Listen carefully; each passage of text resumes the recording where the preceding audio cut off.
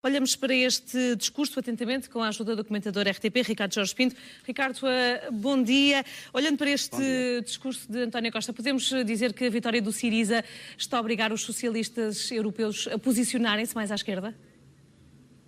Claramente que sim. Há aqui, por um lado, um receio dos partidos socialistas tradicionais de que haja forças um pouco mais à esquerda, mais radicais, que, aproveitando até o embalo que esta vitória do Syriza deu na Grécia, possa catapultar outras forças que não esses partidos socialistas tradicionais para o poder.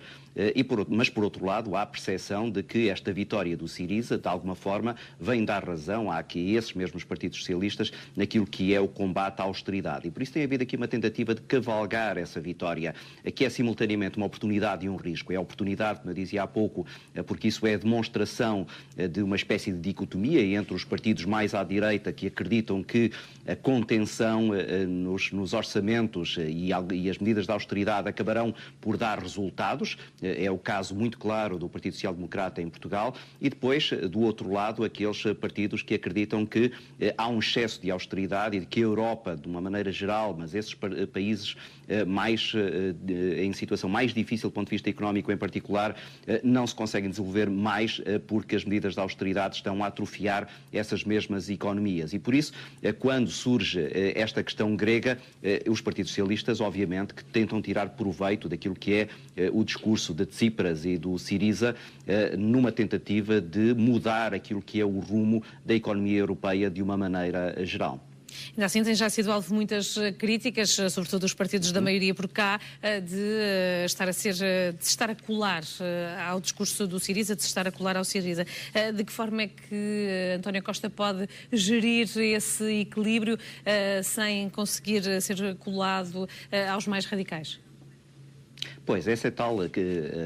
falei há pouco da oportunidade, mas há também o risco, e o risco centra-se exatamente aí. Em primeiro lugar, num excesso de colagem dos partidos socialistas a esses movimentos mais radicais, que se calhar é entendível em países como Espanha, onde o Podemos começa, em algumas das regiões autónomas, a ser uma ameaça e a ultrapassar até nas sondagens o próprio PSOE em termos de popularidade. É o menos em Portugal, onde o Partido Socialista, relativamente a esses partidos mais à esquerda, tem uma posição de predominância. E por isso aí também é, se calhar, menos compreensível esta colagem de António Costa ao Syriza. Até porque há depois esse risco. Há, em primeiro lugar, o risco de muitas destas promessas e muitas das expectativas que o Syriza está a criar poderem cair em saco roto. E nós tivemos ainda, recentemente, em França, uma experiência semelhante, em que Hollande apareceu na campanha eleitoral com uma série de promessas que muito rapidamente acabou por deixar cair, levando os partidos socialistas que olhavam para ele com alguma esperança a um desapontamento que, obviamente, acabou por causar danos na imagem desses mesmos partidos. Aqui pode acontecer o mesmo, se neste tal braço de ferro, se nesta dicotomia entre ser um problema grego ou um problema europeu, como António Costa aqui colocou, e quanto a mim, muito bem, se eventualmente for a Europa a ganhar e dessa vitória da Europa a surgir uma estratégia que acaba por beneficiar os outros países, deixando a Grécia mais isolada, então aí os partidos socialistas, nomeadamente o Partido Socialista Português, poderá ter um problema em braços. Até porque António Costa tem que perceber que, no caso português em particular, não há uma tão grande simpatia por alguns radicalismos como noutros países está a acontecer. E o eleitorado, até nas sondagens, mostra que é exatamente ao centro que acabará por se encontrar uma solução. E, portanto, alguma radicalização do discurso do Partido Socialista de António Costa poderá ter esse inconveniente. Mas se repararmos, ainda neste discurso agora, António Costa está muito mais próximo do seu antecessor, António José Seguro, do que dos partidos como o Bloco de Esquerda ou o Partido Comunista, na percepção do que está a acontecer na Europa. E muito do que António Costa agora aqui disse, poderíamos perfeitamente ouvir da boca de António José Seguro, isto é, num rumo, num trajeto que António Costa criticou, mas que na verdade agora, com essa procura da moderação, do tal equilíbrio que tu falavas, acaba por de novo encostar-se. É óbvio e já se percebeu até pelas crónicas que gente ligada à direita escreve nos jornais, não pelo sentido da vitória em si, mas pelo aquilo que desencadeou em termos políticos na Europa, acaba quase por ser uma primavera política esta vitória do Syriza. Eu pergunto de que forma é que os partidos políticos vão poder descolar daquilo que está a acontecer em termos europeus e olhar também para o país. Será inevitável essa associação ou vamos ter muito mais disto durante os próximos meses, em concreto na campanha? Em primeiro lugar, vai ser preciso perceber de que forma é que isto vai estabilizar. Estas semanas iniciais de governo do Syriza têm-nos dado sinais contrários e este é um jogo de xadrez extremamente complexo em que os jogadores ainda estão a colocar as peças no tabuleiro e, portanto, não sabemos ainda sequer de que maneira é que organismos como a Comissão Europeia, o próprio Banco Central Europeu, por um lado, e o governo grego, por outro, vão evoluir nos próximos tempos. Daí que me pareça ser um pouco arriscado esta tentativa de tirar proveito da vitória do Syriza e de olhar para este braço de ferro como uma janela de oportunidade para a afirmação de uma determinada estratégia um pouco mais radical do que aquela que tradicionalmente os partidos socialistas, mesmo até os dos países do Sul, tinham vindo a ter. Quando houver essa estabilização, isto é, quando percebermos de uma maneira mais concreta o que é que de um lado a Europa, do outro lado a Grécia, acabarão por encontrar como solução, e em cima da mesa está agora uma solução bem mais moderada, que é do prolongamento das maturidades por parte do governo grego para pagar as suas dívidas, então aí veremos de que maneira é que estes partidos socialistas que criticam a austeridade poderão tirar proveito político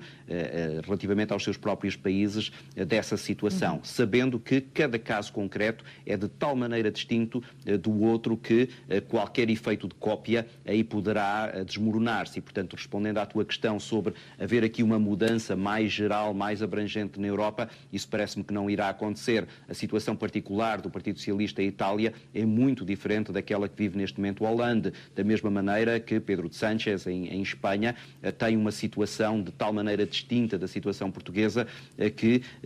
pode haver situações como esta de apoio mútuo dos dois candidatos, mas na verdade eles têm não apenas projetos muito diferentes, como têm problemas completamente distintos dentro de suas casas, dos próprios partidos, por um lado, e no confronto que têm com os outros partidos nos seus países. E, portanto, não haverá aqui, digamos assim, a tal primavera socialista nestes países do Sul,